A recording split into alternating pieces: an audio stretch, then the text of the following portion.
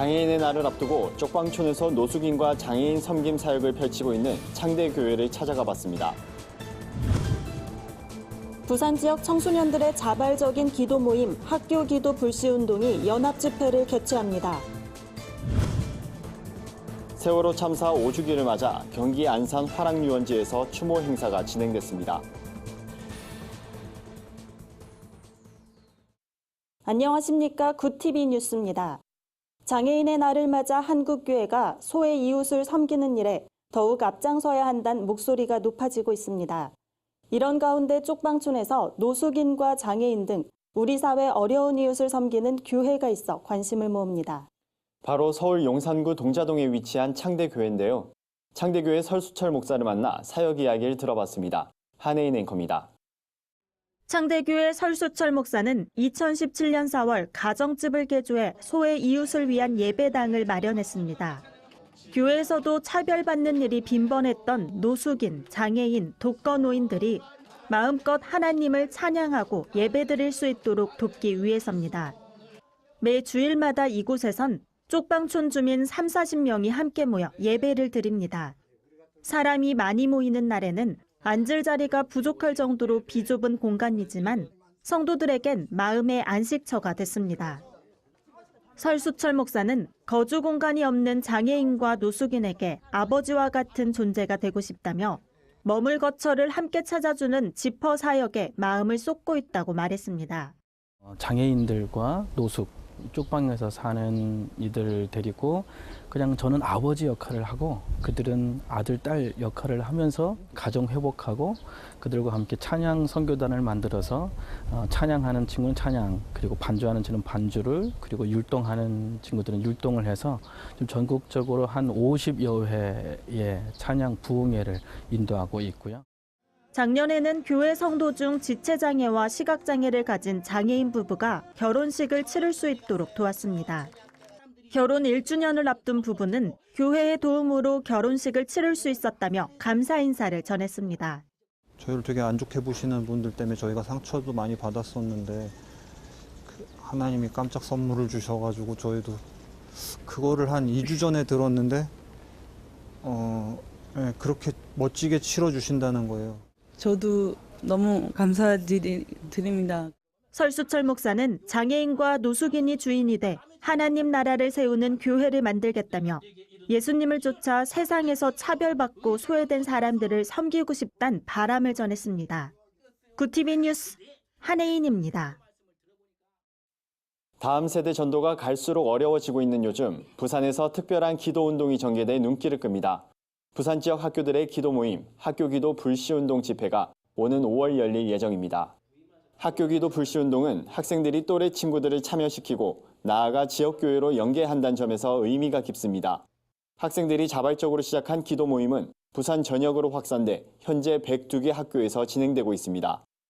특히 학생들이 자발적으로 진행하고 여러 교회에 출석하는 학생들이 함께 모여 연합하는 것이 특징입니다.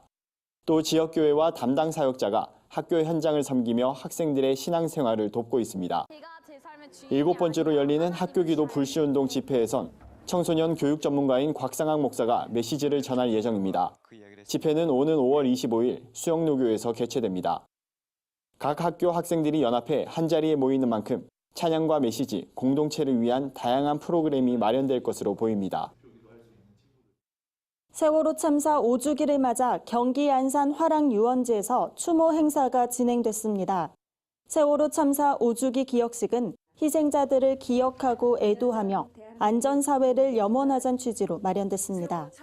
기억식을 주관한 피해자 가족협의회는 지금은 5년 전 그날과는 달라져야 한다며 세월호 참사의 진상규명을 호소하고 국민들의 관심을 촉구했습니다. 이날 기억식엔 희생자 가족과 생존자 학생을 비롯해 주최 측 추산 5천여 명의 시민들이 참석했습니다. 유은혜 부총리, 이재명 지사, 여야 당대표도 자리에 함께해 애도의 뜻을 표했습니다. 기억식은 묵념, 추도사 낭독, 기억 공연, 추도시 낭송 등의 순서로 진행됐습니다.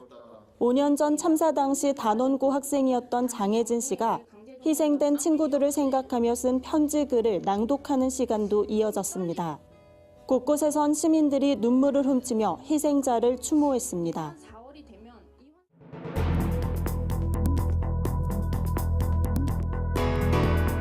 세계 곳곳의 주요 소식을 살펴보는 시간입니다. 850년 역사를 지닌 프랑스의 노트르담 대성당에 큰 불이 나 전 세계가 안타까움을 감추지 못하고 있습니다. 진화 작업은 마무리됐지만 화재 원인이나 피해 규모 등은 아직 밝혀지지 않은 상태입니다. 자세한 소식 윤인경 기자가 전해드립니다. 프랑스 강변에 자리 잡은 노트르담 대성당 위로 짙은 연기가 치솟습니다. 보수공사 중이던 첨탑 주변에서 시작된 불은 순식간에 커다란 화염으로 번졌습니다. 현지 시간 15일 저녁, 프랑스 파리의 상징이자 인류의 문화유산인 노트르담 대성당에 난 화재에 전 세계가 충격에 빠졌습니다. 9시간이 넘는 긴 진화 작업 끝에 불길은 잡혔지만 피해는 컸습니다. 대성당의 상징이었던 95m 높이의 첨탑이 무너졌고 800년 이상 된 목재로 만들어진 지붕 구조물도 불에 탔습니다. 다행히 그 외 주요 구조물과 문화재들은 보존됐습니다. 에마뉘엘 마크롱 대통령은 대성당 재건축을 위해 국제적인 모금운동을 벌이는 등 지원 방안을 찾고 있다고 밝혔습니다. 북한 중학생들이 쓰는 교과서에 세월호 침몰 사고에 대한 내용이 실려 있는 것으로 나타났습니다. 일본 아사히 신문은 2015년 발행된 북한 교과서 중 중학교 3학년 사회주의 도덕 교과서에 세월호 관련 내용이 실렸다고 보도했습니다. 해당 교과서엔 세월호 사고와 관련 한국 정부가 구조와 진상규명을 요구하는 목소리에 귀를 기울이지 않았다는 내용이 담겼습니다. 아사히 신문은 또한 교과서에 북한에선 훌륭한 병원에서 무상의료를 받을 수 있다며 조국의 품이 없으면 우리도 바다에서 죽은 남조선 어린이처럼 될지 모른다고 적혀 있다고 덧붙였습니다. 언론계 최고 권위를 자랑하는 퓰리처상 수상작들이 발표됐습니다. 올해 수상작엔 트럼프 대통령의 재산 형성 과정과 미국 총기 참사 등을 다룬 보도가 선정됐습니다. 뉴욕타임즈는 트럼프 대통령이 부친으로부터 현 시세로 4천억 원 이상을 받았는데 이 중 상당 부분이 탈세에 해당한다는 보도로 수상의 영예를 안았습니다.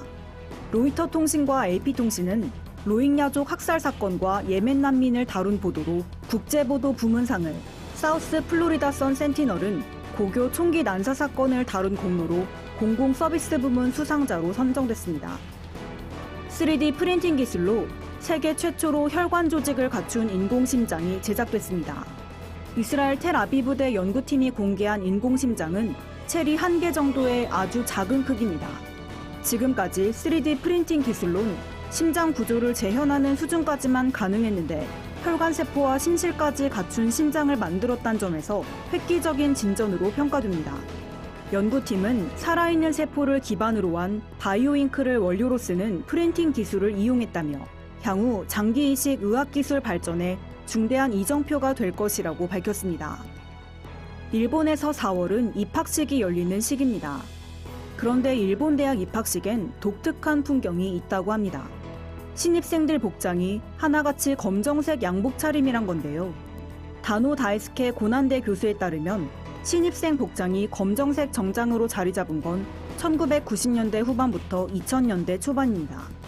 취직 빙하기로 불리던 당시 다른 사람과 비슷하게만 하면 적어도 감점을 당하지 않는다는 인식이 강해지면서 무난한 검정색 정장이 유행한 건데요.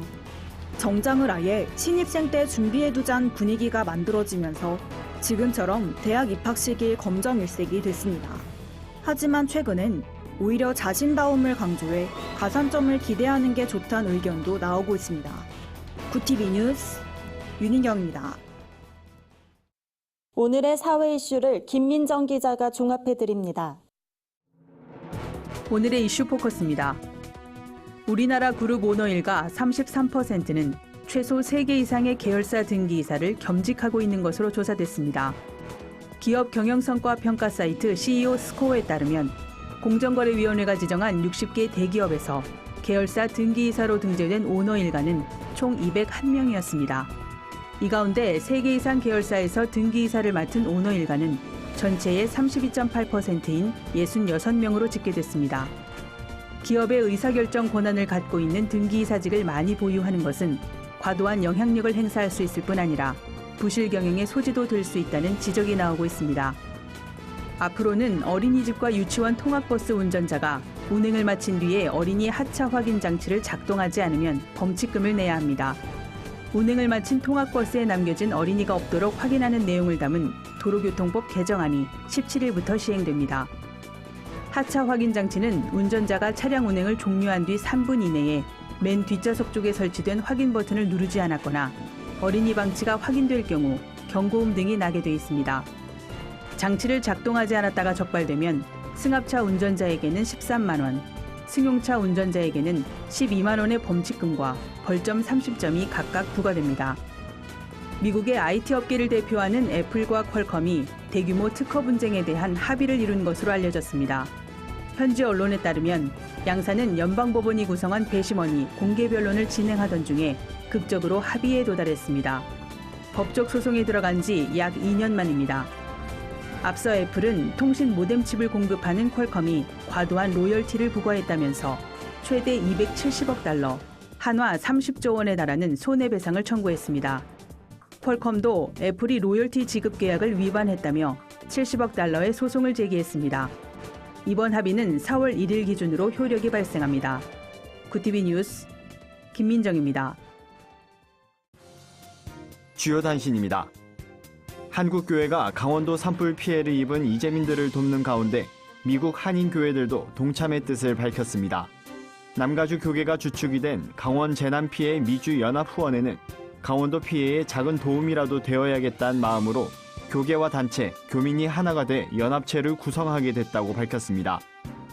연세대학교 신과대학과 연합신학대학원이 청년제의 캘리그라피 문화선교회와 함께 연세대 설립자 언더우드 선교사의 캘리그라피 어록 전시회를 연다고 밝혔습니다. 학교 측은 올해가 언더우드 선교사의 탄생 160년이 되는 해인 만큼 그가 남긴 편지와 연설, 서적 등에서 발췌한 27개의 어록을 작품화했다고 말했습니다. 작품은 오는 30일부터 연세대 학술정보관 1층 전시실에서 관람할 수 있습니다. 한국교회 총연합이 지역사회 교육과 문화 지원을 전문으로 하는 더불어 배움과 업무 협약을 체결했습니다. 한교총은 더불어 배움이 진행하는 각종 사업에 대해 회원 교단들과 함께 협력하고 더불어 배움은 사업의 계획과 진행, 홍보에서 한교총 명의를 사용하기로 했습니다. 유엔 인권이사회가 다음 달 열리는 보편적 정례 검토를 앞두고 북한이 유엔에 제출한 국가보고서를 공개했습니다. 보고서는 특별감사관 보고서를 통해 북한 내 처형과 고문이 아직도 빈번하게 자행되고 있다며 이를 중지할 것을 촉구했습니다.